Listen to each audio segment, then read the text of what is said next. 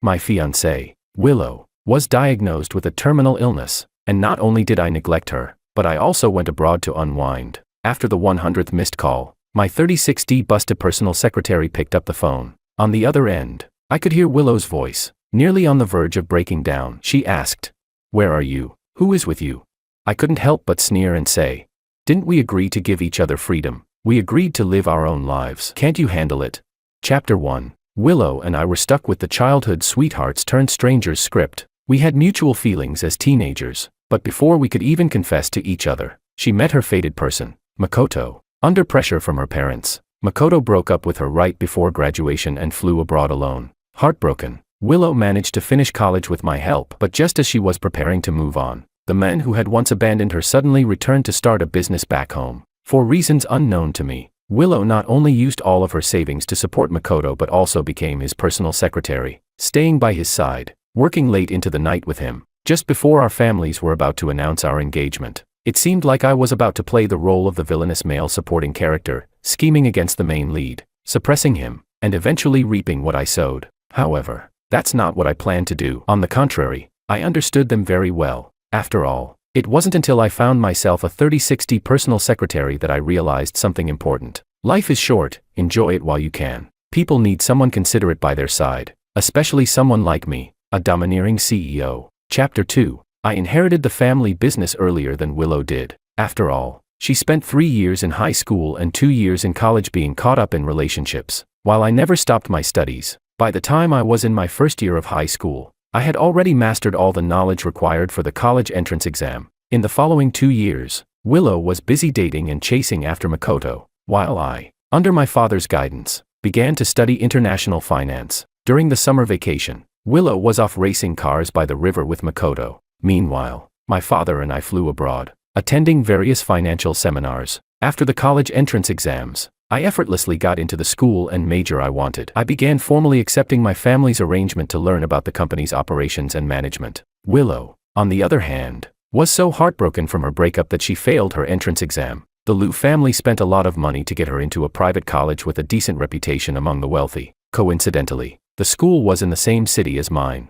even in the same district. Mrs. Liu entrusted me with taking care of her. I smiled and agreed. Looking at Willow with deep and gentle affection, I said, "Willow is just temporarily shaken by a setback. She feels a lack of self-worth, but she's such an exceptional girl. She deserves all the best things in the world. So, no matter how many challenges lie ahead, I'll be by her side to help her become a better version of herself." Mrs. Liu looked at me, visibly moved, with a hint of deeper consideration. Mrs. Liu was the embodiment of a modern, independent woman. She liked hearing the right words, so I had thoroughly strategized on what to say. If Willow kept focusing on love and not on herself, the best way to protect her from being taken advantage of by men was to always have someone by her side who could bring her great benefits. Someone who was deeply infatuated with her. After that, the Liu family handed over 3 projects to us. My father was very pleased with this. Just before I was about to go to the capital for university, he called me into his study. He asked, "What do you think of that girl from the Liu family?"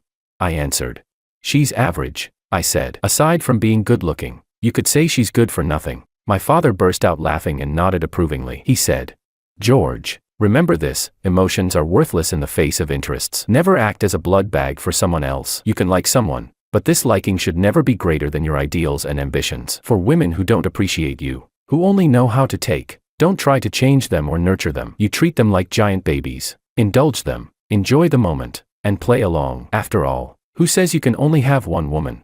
I lowered my gaze, thought for a moment, then looked up at my father and smiled knowingly. Chapter 3. In Willow's eyes, I might have been deeply in love with her. In her freshman year, to comfort her after she lost Makoto and spent every day crying, I made it a point to bring her breakfast every morning before she woke up. I'd bring hot soup and tea cakes, just the way she liked them. At first, she resisted a bit and said to me, "George, I only realized after meeting Makoto that I've always seen you as a brother. I will never fall in love with you, so please stop doing these unnecessary things." I simply smiled without replying, handed her the breakfast, and left. As usual, I posted a message visible only to Mrs. Liu, "Morning run completed." The picture would conveniently show a corner of Willow's school gate. Soon, Mrs. Liu would like the post. Our 2 families had been discussing a collaboration recently, and things were progressing remarkably smoothly. I put my phone away, zipped up my tracksuit, and continued running along the leaf-covered path. I wasn't lying. I really was doing my morning exercise. A qualified heir to a company needs to maintain good physical health. So every morning, I ran 4 kilometers and passed by Willow's school to bring her breakfast from a street vendor. It didn't take much effort.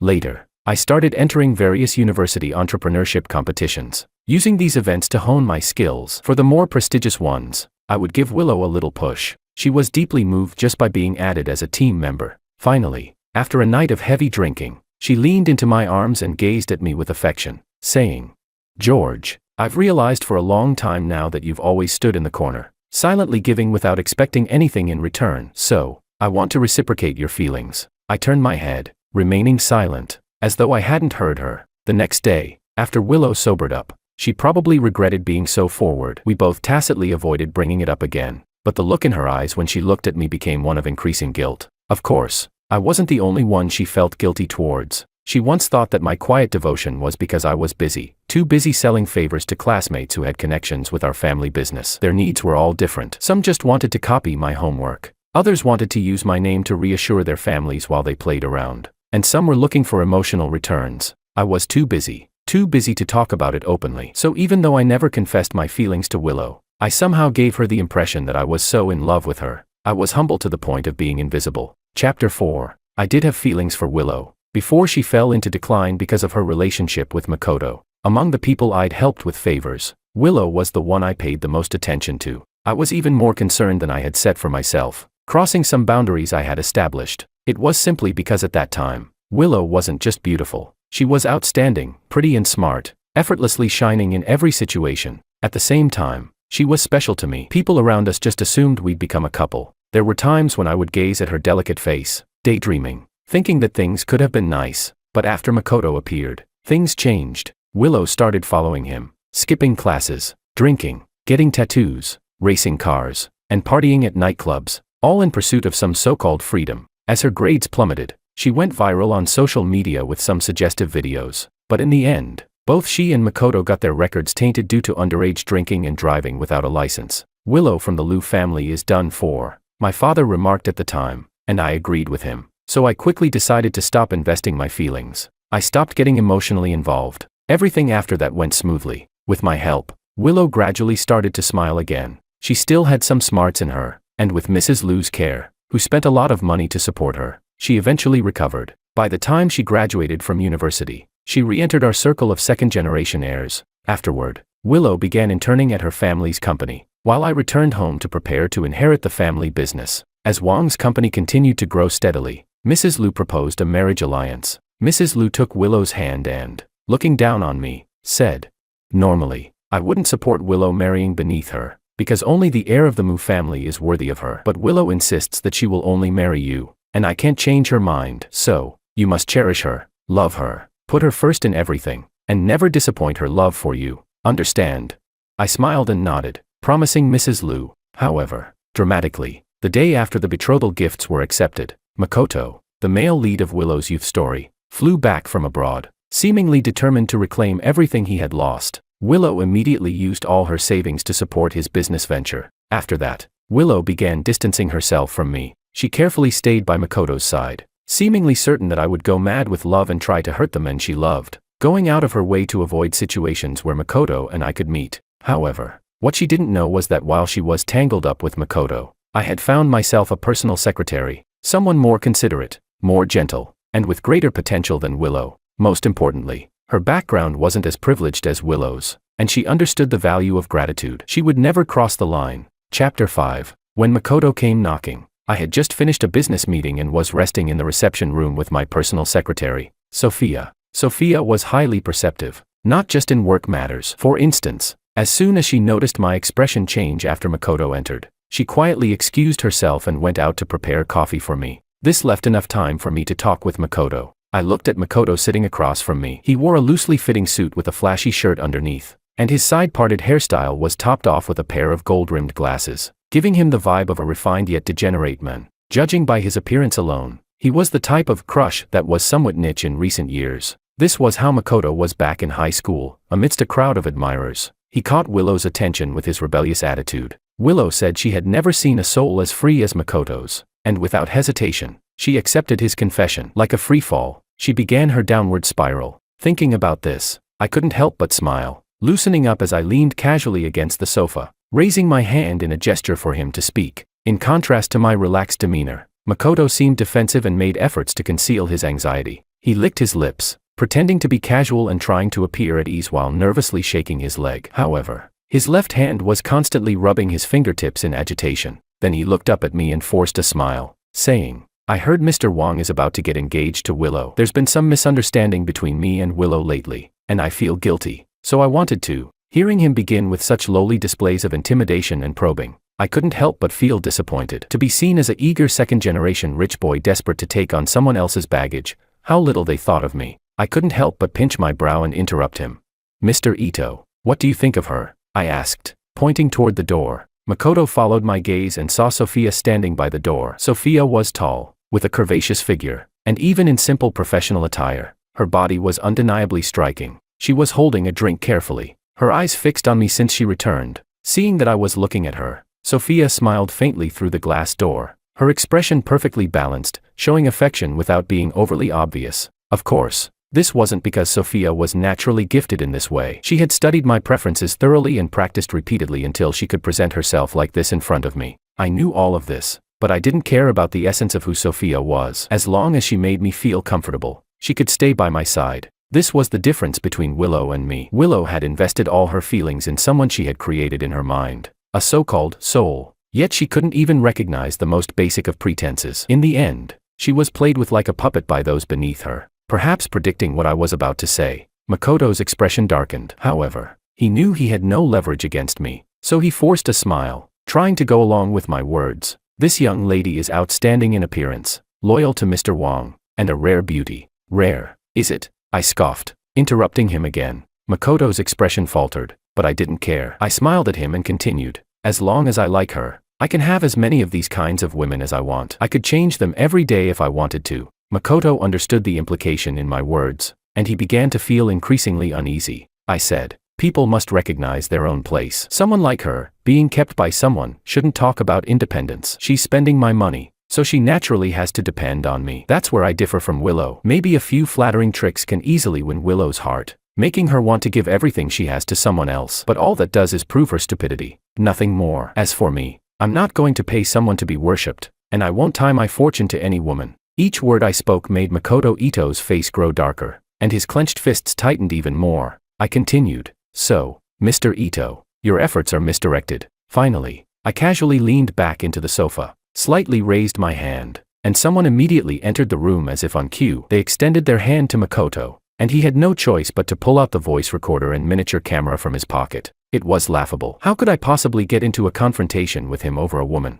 Throughout the entire process, Sophia stood beside me, bending over to hand me a still warm cup of coffee. From beginning to end, her eyes were fixed on me, as if everyone else in the room didn't matter to her at all. I simply reached out and gently pinched her cheek. Satisfied, Makoto could no longer stay seated. He stood up and hurriedly rushed out of the room. "Mr. Wong, he might have other recording devices hidden on him," an assistant standing nearby said, standing straight and respectfully addressing me. I replied, "It's fine. He should be able to figure it out," I said indifferently, then picked up the financial report on the desk and started reading. Indeed, from the very beginning, I knew Makoto was an ambitious man. He knew what he wanted and understood the correct path to take for each step. Otherwise, when Willow's mother approached him right before graduation, he wouldn't have left so easily. He took enough money and went abroad to receive an elite education that he could never have accessed otherwise. He waited for the passage of time and the accumulation of memories to make him the eternal moonlight in Willow's heart. Makoto had always been clear-headed. This little test today made him realize that he wasn't my match, and he certainly wasn't worthy of being my opponent. We weren't even in the same league. What I sought was different from what he and Willow were after. I don't make a habit of going out of my way to oppose him, and he isn't foolish enough to create a troublesome enemy for himself.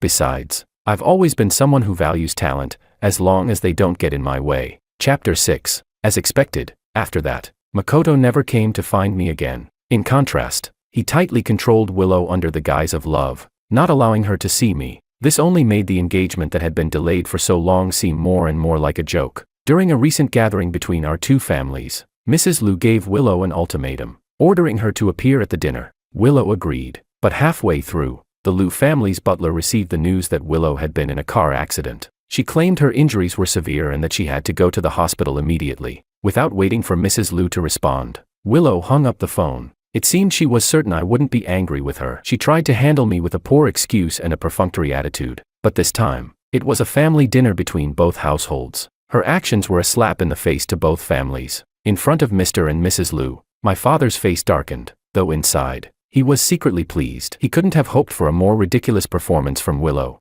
Mr. Liu raised his glass, intending to toast my father, but my father pushed it away and turned to leave. After all, he was a prominent figure in the business community of F-City. To be embarrassed like this by a junior was an affront. If he immediately ordered the place to be torn apart, it wouldn't have been excessive. Mr. Liu turned to speak to me, but Mrs. Liu shot him a glare, and he had no choice but to awkwardly smile at me, sit back down, and drink his sorrows alone. In the end, I stayed and finished the entire meal with them, but during the entire process, I remained silent. In Mrs. Liu's eyes, this was a demonstration of my deep affection for Willow, my unconditional tolerance. Before I left, Mrs. Liu pulled me aside and handed me a document. It was the land the Liu family had recently bought in the south of the city. I declined it twice, but in the end, I reluctantly accepted it. She said, "George, you're a good boy. I've always seen your feelings for Willow over the years. She's still young and doesn't understand, but I know your heart for her is sincere. That's why I trust you to take care of her. Don't worry, one day, she will be moved by your love." She added,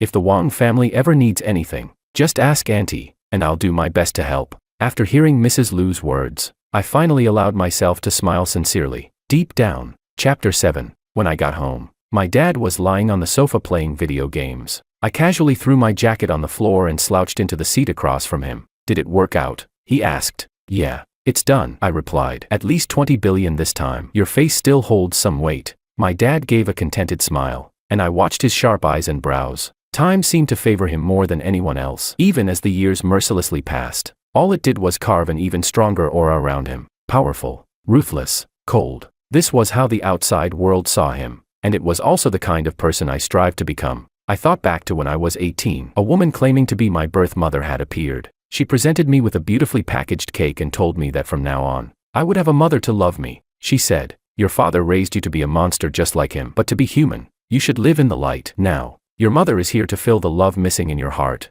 After hearing her words, I smiled lightly. The woman thought I was accepting her, her eyes full of hope, her excitement and greed barely hidden. She had planned it all. She showed up only after I gained inheritance rights on my 18th birthday. Once I acknowledged her, she would have the leverage to stand against my father. But in the next moment, I politely asked her to leave. I used a few methods, and she never had the chance to come near me or my father again. Originally, I had someone investigate my so-called birth mother, but after hearing her words, I realized there was no need to look further. I had encountered enough of these types of people in my life. Their pasts had no real value for me to learn from. My father had once told me calmly that I was the product of someone plotting against him. That incident was a stain on his life, but my existence was not his shame. He said, "You are my son, and an independent individual. How your mother behaves is not something others can use to insult you. I respect all your choices, but I hope we share the same aspirations, and that you can stand by my side. In that way, our bond would run deeper. I am my father's proudest son and his companion on the battlefield.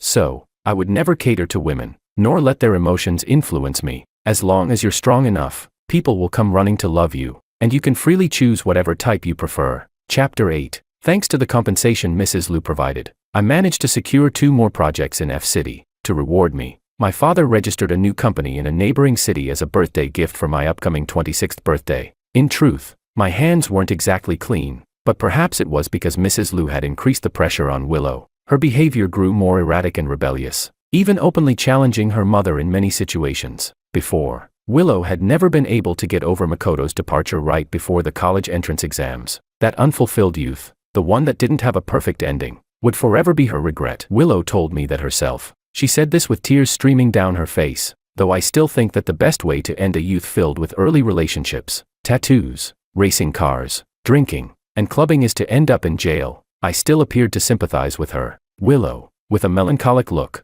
self-pitied, saying, "Forget it. You'll never understand me." Someone as rule-abiding as you can never understand. There are things I truly don't understand, but one thing I do know. Willow, weighing 100 pounds, probably has 99 pounds of rebelliousness. When Mrs. Liu forcibly separated her from Makoto, she became even more obsessed with him. Now that Mrs. Liu was desperate to forge a marriage alliance with the Wang family, she still wouldn't allow Willow to be with Makoto. This would only push Willow, who was seeking her own love, to the extreme. Whether it was intentional or accidental, I couldn't tell. Lately, there had been an overwhelming number of pictures online showing Willow and Makoto together. In these pictures, their actions were intimate, far beyond what normal friends would do. The engagement dinner that was supposed to take place was still delayed, and there was no shortage of speculation online. Now, Willow's actions only confirmed the rumors that the marriage alliance between our families was falling apart. My father seized this opportunity to extract a hefty sum from Mrs. Liu. It seemed that both Mr. and Mrs. Liu were growing tired of constantly patching things up for Willow. They openly told Willow that if she insisted on choosing Makoto, they would sever ties with her. If this had been in the past, it might have had some effect on her, but now, Willow thought Makoto was her pillar of support. She had the power to stand against her family. She publicly declared on social media that she would never again be a puppet, that she would escape her unhappy family and choose Makoto, no matter how tough life became. She made a loud statement, but lately, when she went out, she was still enjoying the privileges that came with being a Liu family heiress. By 2025, netizens were no longer the type to sympathize with a rich girl's supposed tragic life. Willow's comment section was full of sarcastic remarks like these. Wait, am I reading this right? Is she really going to sever ties with her parents, who have supported her for over 20 years, for some lowlife? Another comment said, Mrs. Liu is the epitome of the modern woman. How did she end up raising a love-stricken daughter? If I were her mom, I'd be livid. Someone else said, laughing my ass off. I heard she got the betrothal gifts one day and turned into a cheating bitch the next day. I'd rather raise a slab of meat than deal with this. Another commenter wrote, it's hilarious. These rich girls' biggest worry is being dumped by their boyfriends before the college entrance exams, and they're here competing with us, poor people. Can you rich unhappy people be a bit more low-key? You're disturbing me, this useless person. One more commenter added, can Mrs. Liu adopt me? I'm not asking for anything. I just love being manipulated and controlled. Please feel free to use your money to control my life. In the midst of all the comments calling her puppet sister and little thug boy, Willow quietly disabled the comments section. Due to the current business interests and PR needs between the two families, I still decided to give Willow a call. I originally planned to discuss with her how to resolve this situation, but I didn't expect her to start with mockery. She snorted and said, what's this? You claim to love me so much, and now you can't keep up the act. She continued, George, do you know how disgusting it is, the way you're acting like my mother's puppet, trying to control me? I've already agreed to marry you, so you should be content. You've been licking my boots for so many years. Wasn't it all so you could marry me? Fine, I'm willing to marry you, but I have one condition. My heart and body belong to Makoto alone. I'll marry you, but you need to stop interfering with me. We'll keep our distance and live our own lives. I took a moment, replaying the conversation in my mind, and double-checked. Didn't she once bring up the idea of a marriage alliance as if she was dying to have it?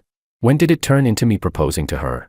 I replied, that's not possible. I can't be as shameless as you. I immediately hung up, turned, and posted the recording online, unilaterally announcing the end of my engagement to Willow. Willow's words instantly sparked public outrage. I didn't know whether Mrs. Liu was counting on the idea that I was still madly in love with Willow, or if she really just didn't want to manage her anymore. In the end, she didn't send anyone to manage Willow's PR or control the comments. Willow and Makoto were ruthlessly criticized. When she called me afterward, asking me to delete the recording, her tone had become more controlled, and her emotions were in check. Laughable, right? Should I keep indulging her? I blocked Willow's number and pinned the post announcing our breakup on my profile. I then focused entirely on my work and didn't hear much about her after that. The next time I saw Willow, it was in an unexpected place. My recent project had yielded excellent results, and my father gave me 3 days off as a reward, while I was barefoot by the sea, enjoying the tranquility of the waves. A voice filled with anger suddenly called out, George. I opened my eyes and saw Willow standing not far away, her expression far from pleasant. She bit her lip and said, is this amusing to you? You just can't stay away. Wherever I go, you follow. Are you my mom's dog sent to watch over me? She said this as she quickly walked toward me in an agitated manner, just as Willow was pointing her finger at me and cursing about how no one should interfere with her life, even if my mother had sent me.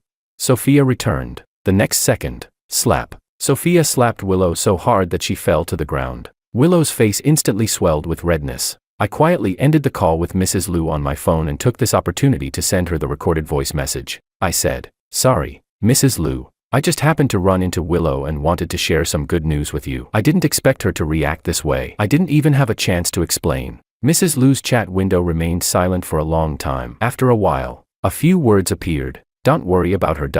Well, I raised an eyebrow at that. It seemed Mrs. Lu had really been hurt this time. For a moment, I also recalled the recent rumors about Mr. and Mrs. Lu creating a new account. It seemed Willow had truly been abandoned. But Willow herself didn't seem to realize that. The fight for the flower girl's bouquet got intense. Two bikini-clad women were locked in a brutal tug-of-war, tearing at each other, and in the end, Willow couldn't hold her ground and was knocked down by Sophia, who proceeded to slap her. However, Willow didn't lose her spirit, continuing to curse and slap Sophia's palm with all her might. But the more she spoke, the harder she got slapped. Despite not being someone who liked to fight, I had to intervene. So 30 minutes later, I called for the fight to stop. Chapter 9. Enough. I spoke indifferently, looking at Willow, who was lying on the ground. Her once pretty face was now swollen, looking like a pig's head. Only her eyes still burned with fury, glaring at me as if she wanted to set me on fire with her gaze. I said, "Willow, I came here to relax. Meeting you was an accident. You suddenly losing your temper has ruined my mood. And now I feel unlucky. It's probably best if we never see each other again." My tone was calm, but Willow seemed to be pierced by my cold attitude. She froze, as if unable to accept my sudden change in demeanor. Just as I turned to leave with Sophia, Willow suddenly scrambled up from the ground behind us. "George," she shouted my name, pointing at Sophia by my side and asking, "Who is she?" Before I could respond, Sophia suddenly threw herself into my arms and called me, "Hubby." She hurt me. In that instant, my face darkened. But Sophia, seemingly unaware, continued to act cute, still holding on to me, and then turned to Willow, saying, "You don't need to know who I am. You just need to know that I'm George's true love. The one he really wants to marry is me. And that's enough." As she said this, she seemed nervous, her hand trembling slightly as she clung to my arm. She was taking a risk, and for that, she couldn't bring herself to meet my eyes. "How dare you shamelessly try to take my place? I'm his fiancée," Willow screamed hysterically, charging towards us. But just then,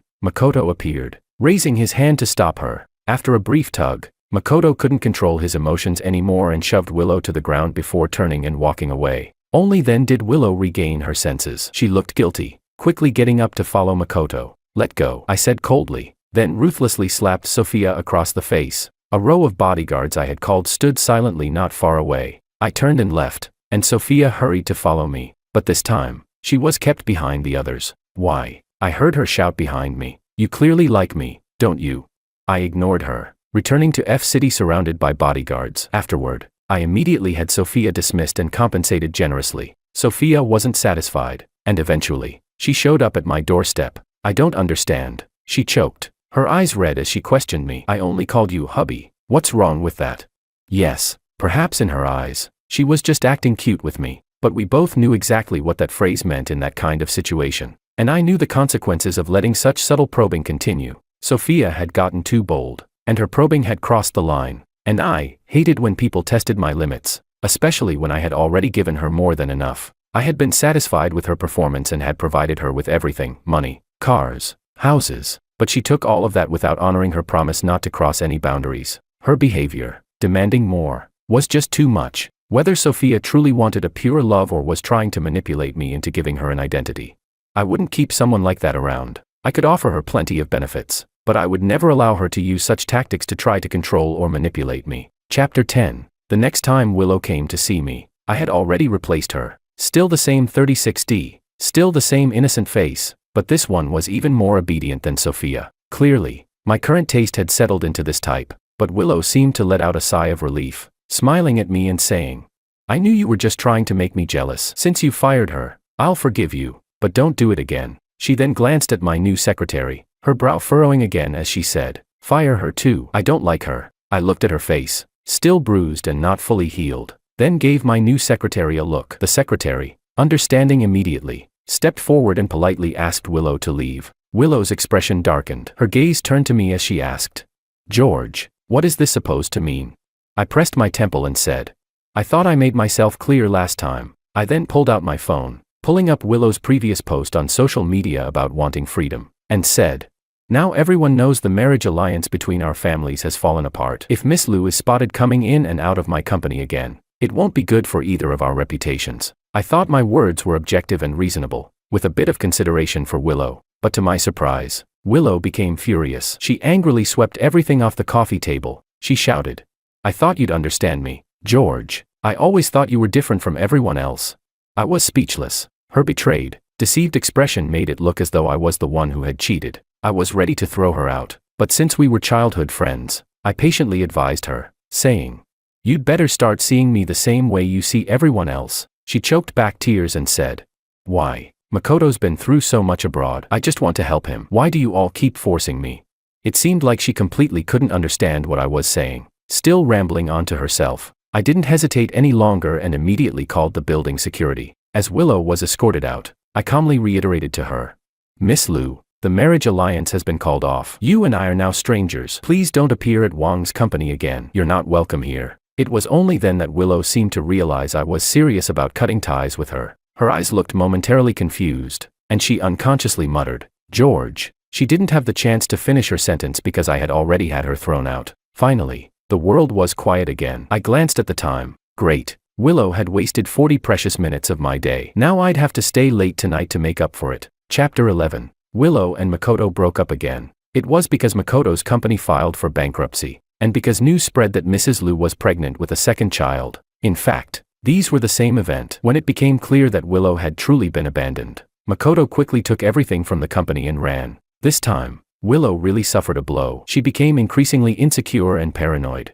During her period of self-pity, everyone was busy. The Lu family was busy preparing for the new life, and my father and I were focused on expanding the product market. In recent years, the internet had been full of new opportunities, like the live broadcast dramas that became popular earlier this year. The revenue they generated shocked everyone, not only my family, but also several leading companies in F-City were trying to grab this big pie. Last month, the Lu family signed up several big streamers for a trial run, only for them to be reported for tax evasion and sent to prison. Now, every company was cautious. One move, and 100 would pounce. But in the world of fame and fortune, no matter how dirty and corrupt things were, they would always be covered up under a shiny surface. Once again, the Lu family sent us an invitation. This time, I was introduced to a young woman from a side branch of the Lu family. She fit my aesthetic perfectly, from her looks to her figure. During the dinner, Mrs. Lu specially arranged for her to sit beside me. Seeing that I didn't refuse, she smiled widely. I knew what she was implying.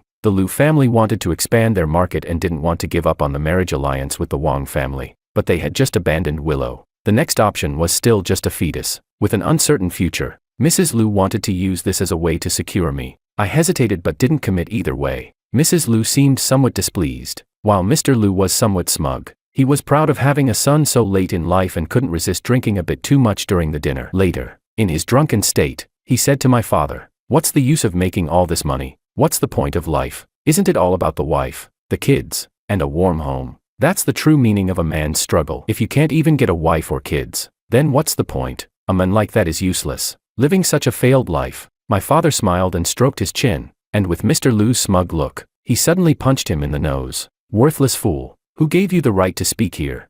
Afterward, he wiped his hand, downed the remaining drink in his glass, and the room fell into a brief silence. Mr. Lu sobered up a little and, recognizing his mistake, apologized to my father. Actually, this wasn't the first time I had noticed it. A long time ago, I realized that Mr. Lu had no real status in the Lu family. Despite it being the Lu family group, the financial power was firmly in Mrs. Lu's hands. I even once suspected that Mr. Lu might be a Dorian husband. Later, I learned it was simply because he had voluntarily handed over the financial power to Mrs. Lu, thinking that doing so was an act of love and responsibility. This time, I didn't put on my usual mask of calmness. I threw my chopsticks down and splashed the wine on the face of the girl next to me, who had been saying how much she admired Mrs. Lu. Her face was filled with confusion, but I gave her a confirming look, making it clear that I was venting my anger. I said, "Sorry, our views don't align. No need to continue this conversation." With that, my father and I left the scene in a high-profile manner. What had started as a farce ended with the Lu family publicly apologizing to us.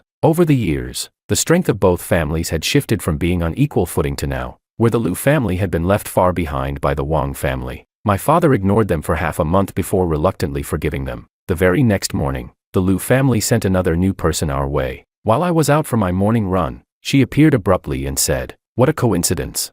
I didn't refuse, playfully leading her on for a short walk. Before she could finish her sentence, a familiar figure suddenly appeared in front of me. It was Willow, who had emerged from the muck, looking somewhat different from before. When she saw me, her eyes lit up, but before she could call my name, her gaze shifted to the person beside me. Clearly, the two were familiar with each other, and the person beside me was the first to speak. calling Willow cousin. Willow rolled her eyes and ignored her, then turned to me, asking softly, "George, why are you with her?" I shrugged and replied, "This is my new marriage prospect from the Liu family. We're working on building a relationship." Willow froze when she heard that. Her gaze became filled with resentment, and she took a few steps forward, trying to grab my hand, but I pushed her away. The girl beside me, seeing this, spoke sarcastically in a tone that reeked of pretentiousness. "Sis, you've been out of the picture for a while and lost all your manners. Didn't you hear what George said? I'm his marriage prospect now." Willow seemed anxious and ignored her, shouting at me, "George, I sent you a message. You saw it, didn't you?" A message? Not long ago, my secretary had indeed reported that my personal inbox was flooded with junk mail. I wasn't interested in sorting through it, so I had her handle it all. It seemed that my posture of deep thought once again caused Willow to misunderstand. She suddenly brightened up again, her eyes sparkling, and she said earnestly, "I understand now. You must have been forced into this. Wait for me. I'll go talk to my mom about this." With that, she turned and left, leaving me to stare blankly at her cousin, to figure out what had actually happened. I had my secretary restore the junk emails in my inbox. Because there were so many, she thoughtfully selected the most representative ones for me to see. I quickly scanned through one. "George, I've misunderstood you all this time. Makoto has been lying to me. It turns out you're the only one who truly loves me in this world. I'll wait." I didn't even finish reading the message before I quickly turned off my phone screen. The more I saw, the more I feared I might lose brain cells. Sometimes, I really do admire Willow. In the past few years, with the impact of new industries, many of F-City's old aristocratic families have been undergoing transformations.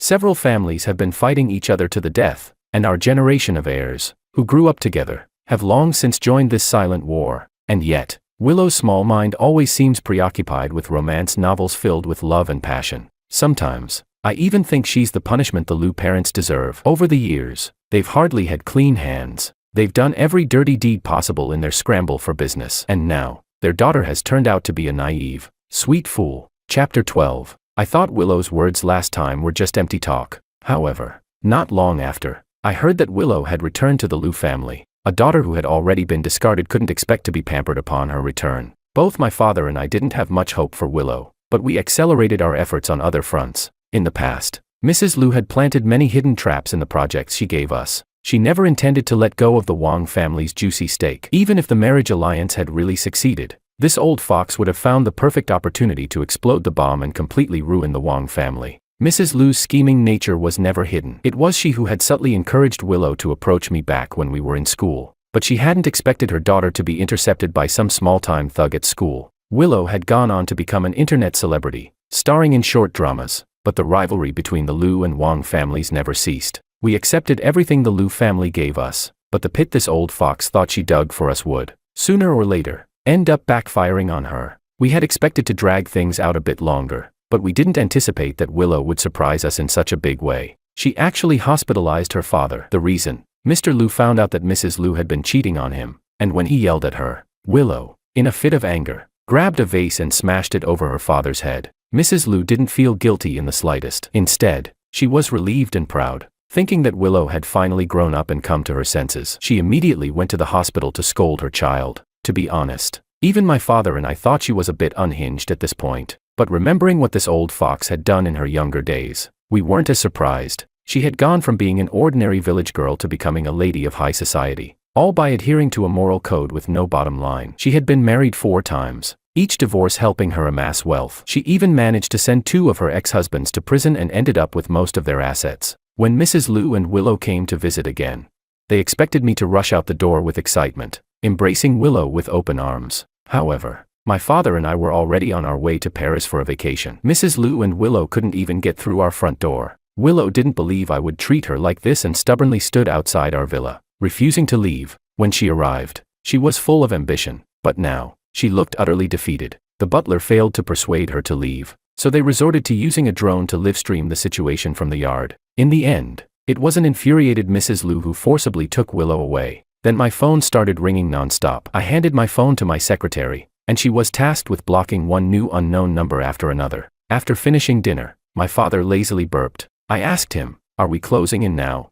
He looked at me, smiling, and said, "After watching the same show for so long, it's hard not to get bored." I lowered my head, set my fork and knife down, and quietly said, "Then let me settle the score for you." Chapter 13. The negative news about the head of the Wong family spread like wildfire overnight across every platform on the internet. The situation became so severe because someone had accused my father of hiring a hitman, and I was allegedly his accomplice in hiding the body. The news also reported that 26 years ago, my father had committed a crime of coercion, which led to a pregnancy. Afterward, to inherit the family business, he turned the tables and accused the woman of fabricating the charges. Although my father ultimately ended up in prison, the truth about this matter has remained controversial over the years, and the woman involved has been constantly pointed at. Living like a rat, the whistleblower suggested that if the woman had truly set him up, then my father should have hated her and never been willing to spend a large sum to secure custody of the child later on. At this point, the truth seemed almost to have come to light.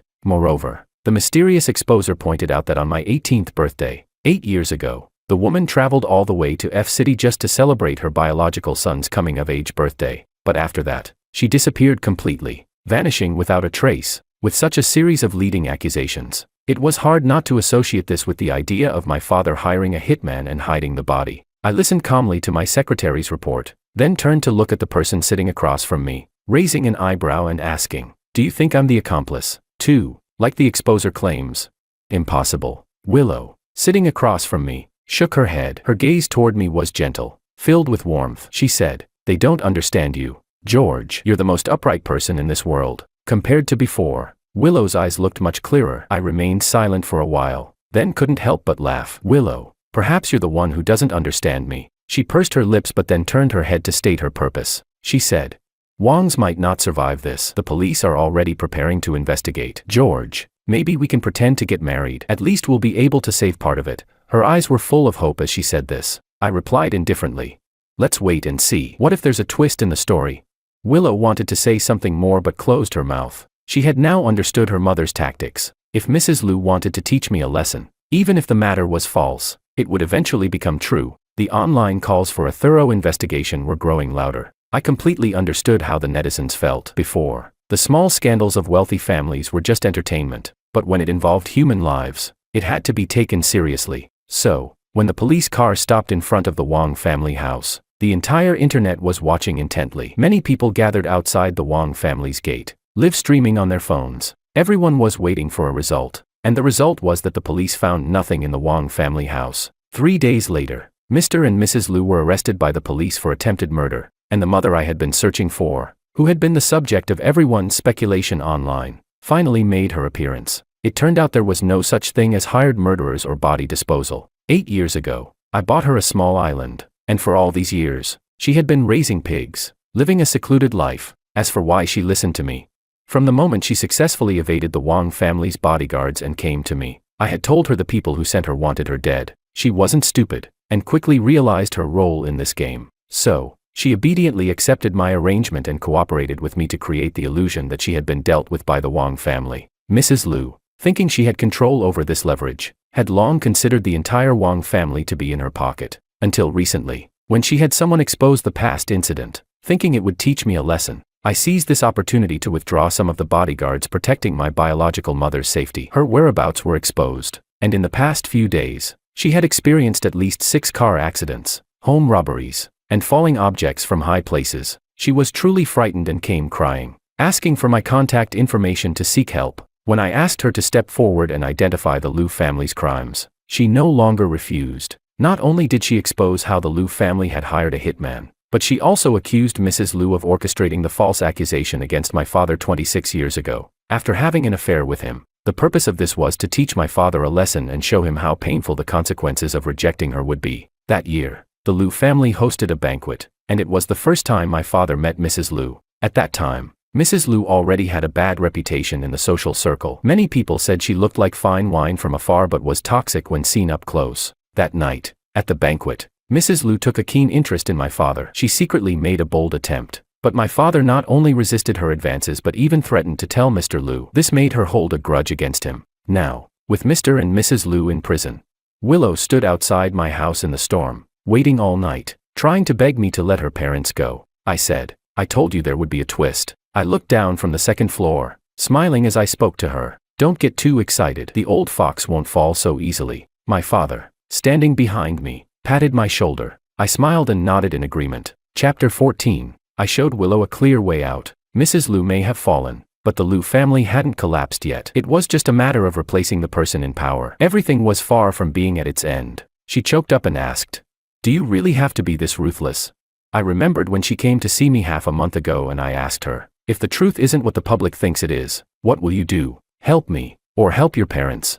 Willow's answer at the time was, "George, why are you overthinking this? We can get married first, transfer some of the assets, and I'll always stay by your side to face the challenges together." Her tone was gentle, but it couldn't hide her desire to control me. Since that was the case, I could only give her back as much. The day the Liu family was reported for major tax evasion, I boarded a flight to Iceland with my secretary for a vacation. Just when things seemed to be going smoothly, Willow was diagnosed with terminal stomach cancer. Her reckless youth, filled with indulgence, had eventually brought her retribution many years later. Willow could no longer keep going. Soon after, Mr. and Mrs. Liu were convicted of economic crimes, attempted murder, and several charges related to organizing, leading, and participating in organized crime. By the time they got out of prison, Willow would probably have aged another 3 years. When the plane landed, my secretary told me Willow had been calling me nonstop. I thought for a moment and decided to pick up. On the other end of the line, Willow's voice was choked with tears. She said, "I'm dying, and you really won't regret this. George, from now on, you've lost a girl who was completely devoted to you." I responded, "Completely devoted?" I couldn't help but laugh. Was she completely devoted on the first day of our engagement and then cheated the next day? Or was she the one who kicked me when I was down during my most difficult times? Willow, you don't measure up as an opponent. And frankly, you're not worthy as a human being either. There was a long silence on the other end of the phone. After a while, she finally regained her voice and said, "George, you don't understand. I really loved you. I cut her off. You were just confused, right? You were fooled by a scumbag." I chuckled and said, "It's okay, Willow, I understand." With that, I subtly raised my hand to the secretary beside me. She immediately understood, leaning her head against my palm and softly calling out, "Young Master Wang." "George, who is she?" Willow's voice on the phone exploded. I didn't answer her, just lightly spoke into the phone. "You know, the reason Makoto came back was because I had someone tip him off about your situation, letting him know that his ex-girlfriend was still thinking about him. He came running like a fool. What I didn't expect was that I thought Willow would at least pretend for a bit, but she didn't even try to fake it. She immediately jumped into Makoto's arms. Not only that, she had to throw a few jabs at me, imagining two men fighting over her in jealousy and despair, just to satisfy her own vanity. I laughed. Who would want to be with a woman like this? Certainly not me. Late at night, I got a call from my father. "You did well," he said, his voice filled with a sense of relief. Then he added, "I'm sorry for trapping you in my hatred for the past 20 years. From now on, I hope you can fully take control of your life and soar freely." I smiled and replied, "This is exactly what I've wanted to do, Father. I think. To be born with the bloodline connected to you, to be taught by you, and to avenge you, this is the sweetest thing I could ever desire." In the depths of my heart, I silently completed the words, then turned my gaze toward the depths of the night. My memories were once again pulled back in time. On my 18th birthday, that woman with a face full of schemes appeared before me. I didn't bother learning about her past, but instead, I had someone investigate who sent her. Following the trail, I learned some old stories. 30 years ago, in F City's business world, a rising star emerged. He was from a prestigious family, highly educated, and had an ambition that others lacked. His early life was remarkably smooth, with loyal friends, a successful career, and a lover he met by chance. However, it was that seemingly gentle and understanding woman who turned out to be a pawn bought by his rivals. After a brief role-playing act, she accused him of coercion, leaving him with scars and a false accusation. After his arrest, he fell into despair. It was a critical period in his career, with his self-established company about to go public, but with irrefutable evidence against him. How could he clear his name? His old friends distanced themselves, and even his parents abandoned him. What had once been a life full of luxury and promise quickly turned into a farce. Like a joke, it turned out that parental care and a lover's affection only existed under certain conditions. In the face of power and profit, emotions were shown to be so unreliable. So, later, he made his final compromise in life. He used his remaining savings to secure custody of his son and named him George. He left the family, raising his son alone, teaching him everything. In the end, before his parents passed away, he single-handedly revived the fading family business and officially took control. Yet, the mockery never ceased. No matter how high he rose, his former rivals always looked at him from an elevated position, waiting to push him back down to the bottom. And now, those mocking voices and gazes finally disappeared for good. Yes, I had noticed it when I was very young, the contempt in Mrs. Liu's eyes when she spoke with my father. From that moment, I understood who my target was. It took me 20 whole years to make Mrs. Liu believe that I was wholeheartedly devoted to her daughter. After all, no matter how cunning the old fox was, it's hard to question a child's sincerity. Even my father didn't realize that I had been intentionally getting close to Willow from the start. But I'll never forget, I am my father's child. I should stand side by side with him against our enemies. My goal is to climb the mountains my father climbed, not to be trapped by the mundane dogma of society or others' control. This is my lifelong creed, and it will never change.